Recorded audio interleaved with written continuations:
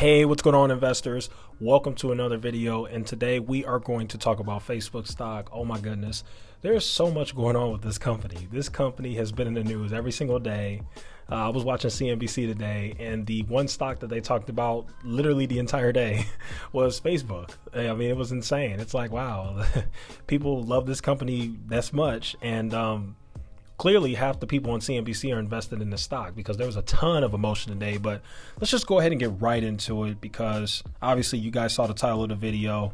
I'm not a fan of Facebook. I would not buy this stock, and I do not think that the stock is going to recover anytime soon. I mean, you can never count them out. You can never count out Mark Zuckerberg, especially with the amount of money that they have. But if you want my honest opinion, I do not think that the stock is going to recover for a very long time. That's just the honest truth. So let's just go ahead and get right into it. Facebook has tumbled 35% since the start of 2022, with most of that drop occurring after last week's very disappointing earnings report, which we'll get to that.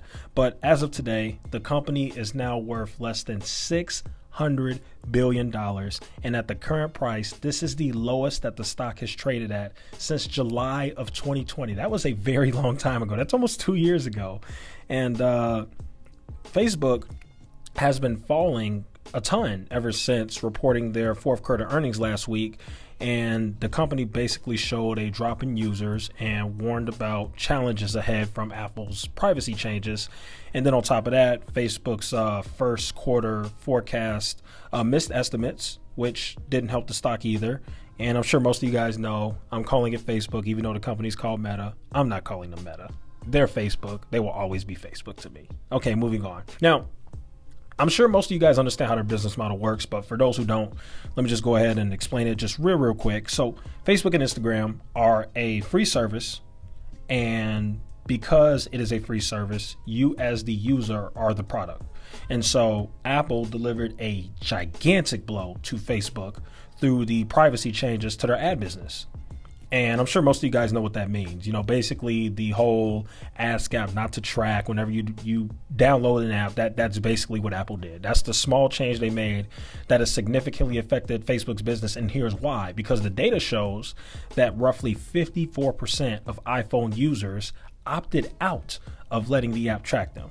And so that's huge. That's really huge for Facebook. And as we saw in their latest earnings call, it significantly affected the company, especially their revenue. And you're seeing Facebook in the news for just all these other issues. You know, Peter Thiel, who was an early investor and I guess like a board member, just recently stepped down, basically saying that he's stepping down because he doesn't want his support for Trump to interfere with the business. Ain't nobody stupid. we know that's not true. I think everybody knows that that's not true. I'm sure there's something bigger there. I'm sure there is. I mean, guys like that don't just leave for petty reasons like that. I mean, money trumps all. That's just how that goes. So there's something bigger going on there.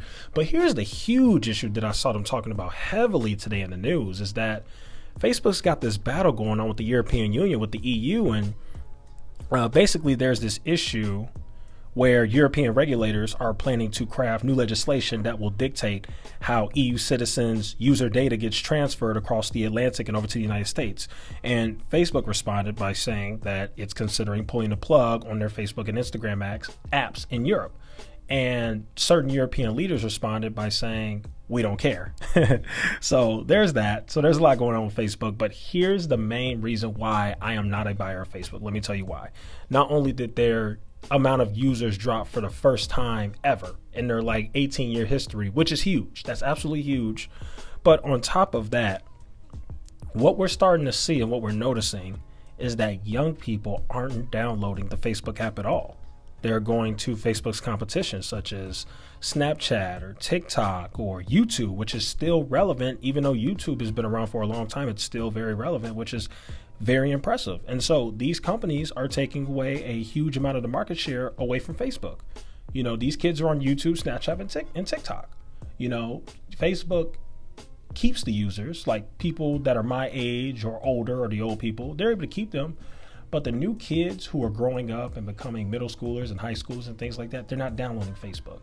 Facebook's irrelevant. They're downloading TikTok, which is a way bigger app than Facebook at this point, in my opinion, especially in terms of popularity. And honestly, it's just a better app. I mean, I personally do not use Facebook at all. I don't use the app because the app is just not all that appealing anymore. Instagram is still very appealing. Twitter is still very appealing. And I did actually recently make a TikTok account, and I actually love the app. The app is very entertaining. It actually reminds me of Vine, which was a very popular app when I was a kid, but TikTok's really cool. It's a really good app. So I'm not surprised at all. But yeah, as you guys saw, Facebook's daily active users fell for the first time in 18 years, and their stock lost about $200 billion in a single day, which was absolutely insane.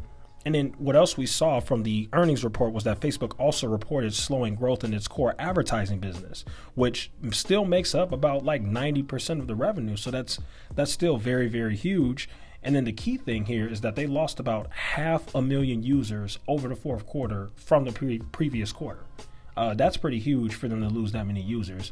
And the other thing that I want to bring up too is I saw a lot of people saying everybody's dogging on Facebook, but Instagram is still very relevant and blah, blah, blah. Okay, yes, that's true. But what people got to understand is Instagram is not as monetizable as Facebook is. And what I mean by that is it's not as easy to monetize the users and make money for them on Instagram as it is on Facebook. You know, Facebook has had that problem for a long time. They just haven't really figured out how to monetize and get the most amount of money they can from every user on the app, because it's just a hard app to do that on. Facebook, it's much easier because Facebook, I would argue Facebook is more of a video app than Instagram. I know Instagram has videos, but I would argue that Facebook is more of a video app. I mean, Facebook is an app where you can actually watch an entire video. Instagram is more like reels and mostly pictures, but you know, Instagram is a little bit more similar to TikTok in that you can watch like short videos, and you know, Facebook's still trying to figure out that whole thing. But I think the other main issue too is this whole Meta thing. I think Facebook changing their name to Meta was stupid. It made no sense. I think Facebook was better off changing their name to Instagram. I think that would have been much smarter. That would have made way more sense.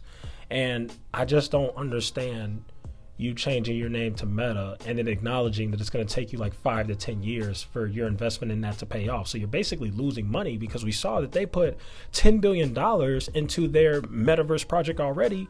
And even though I'm bullish on the Metaverse in the future, I'm not so sure that Facebook is going to be the dominant player in the Metaverse. I'm really not. There are a lot of competitors who are already kind of doing their own Metaverse thing. And then there's this whole crypto issue. There are actual cryptocurrency companies and actual crypto coins that are heavily embedded into the Metaverse that's happening right now. And I'm just not so sure that Facebook's going to be able to compete. So I'm not bullish on Facebook. I'm really not. I think that the young people have moved on from Facebook. And I think that the young people is where the money is. I think that apps like Roblox, Snapchat, TikTok are much more appealing. And those are the type of companies that I would rather put my money at this point in time rather than Facebook. Now, obviously, you can never really bet on Mark Zuckerberg. He's a very smart guy. He's done very well. But I think he's going to regret making some of the decisions that he made. And I think that you are now starting to see the downfall of Facebook. That's just honestly what I believe. And so for that reason, I am not a buyer of Facebook at this price. I would much rather buy something like Roblox or even Snapchat at a certain valuation. Not now, but if Snapchat ever went back to like the $20 range, it's a buy. And so, yeah, those are my thoughts on Facebook. Thank you guys so much for watching. Feel free to like, share, and subscribe, and I will see you guys in the next one.